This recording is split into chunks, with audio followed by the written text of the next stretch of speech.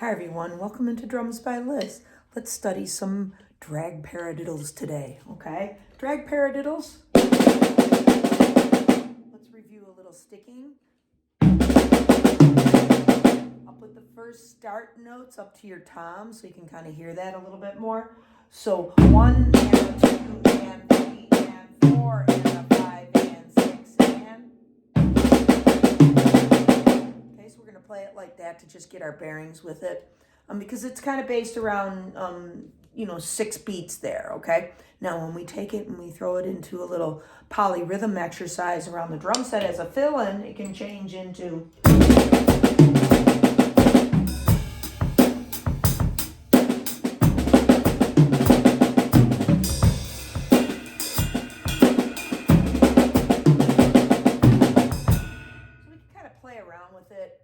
and have a little fun with it as a fill-in.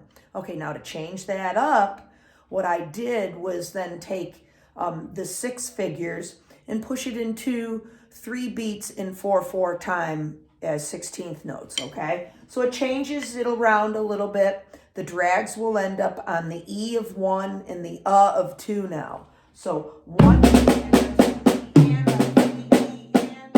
okay, so that's the next drag that comes in. That's the of 2, like I said. So again, 1 E and a 2 E and a 3 E and a. So think about the E and the 1 E and a 2 E and a 3 E and a. Okay, and then we arrive at the 4th beat. Okay, on the 4th beat, I've chosen to do a little maybe a dragadiddle without the doubling at the end when we're going to use it as a 1 measure fill. If you want to use this as a snare exercise, keep it as a dragadiddle at the end, because then that would reverse your sticking and you would start then the whole process back on the left hand, okay? So as a snare exercise with the dragadiddles at the end, I'll play a couple measures back and forth so you can see that. And please utilize this too. Get your feet going if you'd like.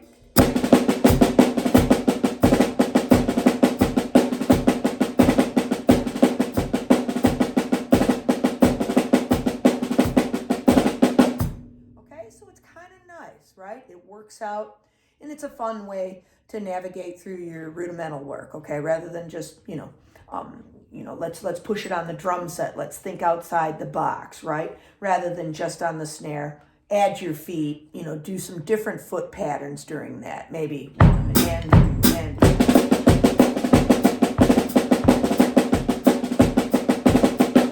Right? You could do stuff like that, right? Then all that was bass on the downbeats and then the ands on the hi-hat. It'll kind of get you preliminary going into maybe like a little Latin footwork ostinato.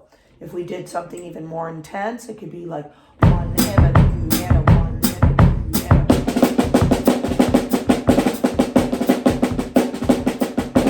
a... Right, and that kind of works too, okay? That's great for your coordination.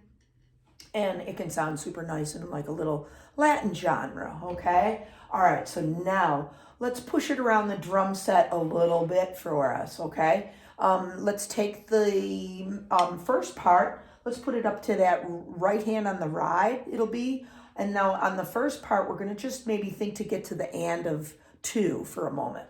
So 1 also move some of those other notes, okay? So 1 and up, and that can sound really nice, especially floating that left hand up there on the of 1. So 1 and up, and 1 and up, and okay, and then we would find ourselves where at that at the next drag into the next drag paradiddle, okay? The drag then would be on your right hand, okay? That's then the of 2 for yourself. So 1 and up, 2 and up, 3 and up. I'm going to choose to go to the hi-hat there on beat 3. I think it works nicely in there, okay? We can use that left hand over to that hi-hat, and then the end part, play it as another drag figure on the snare drum as 4 and okay? And And that is similar to the snare exercise, okay, but I'm not going to alternate it. So I'm going to end up right, left, rather than as a dragadiddle when we want to alternate, okay? And then we bring me back to the left. So the whole thing, 1 E and a, 2 E and a, be back into your groove. Now don't forget some sort of footwork throughout. This would be nice, even if it's just quarter notes on the bass and the hi-hat. So 1 E and a, 2 E and a, 3 E and a, 4 E and a, stuff like that, right? But that will affect that opening. So in order to do the opening, I would love you to be able to play the bass work as bass, and so downbeat on the bass work, upbeats on the hi-hat, because then we'll end up then into that nice note that we want to hit as an opening automatically. We don't have to think, oh, I got to open up the hi-hat there. It'll automatically be there for you. So 1 E and a, 2 E and a, 3 E and a, 4 E and a. So look at how nice that's going to work out. So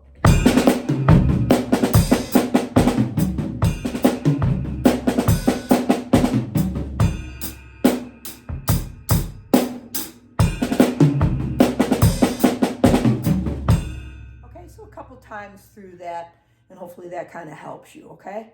If you wanted to get more intricate with it, yes, you could go into the full-on Latin ostinato as 1 and a 2 and a 3 and a 4 and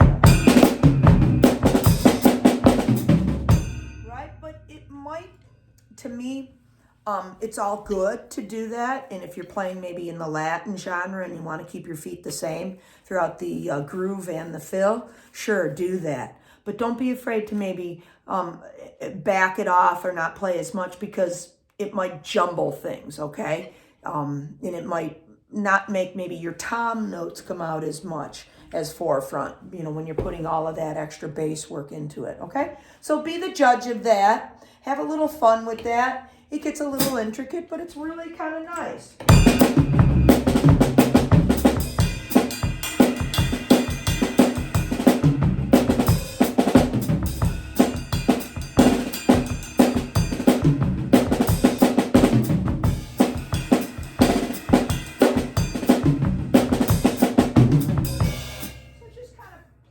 With it a little bit here at the end and showing you just different variations, maybe breaking on some of the notes, not having everything so fluid all the way through that. Sometimes it's nice to have a little space in between, right? Because then you appreciate those other notes that we do play and pull out.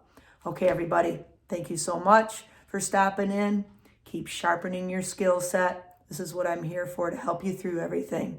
Okay, and I hope my descriptions are helping you, and you know, how I talk, how I teach, you know, to give you a little bit more insight, to take it a little bit slower, show you the sticking patterns, and then to get into the mindset of how we should think as drummers, okay?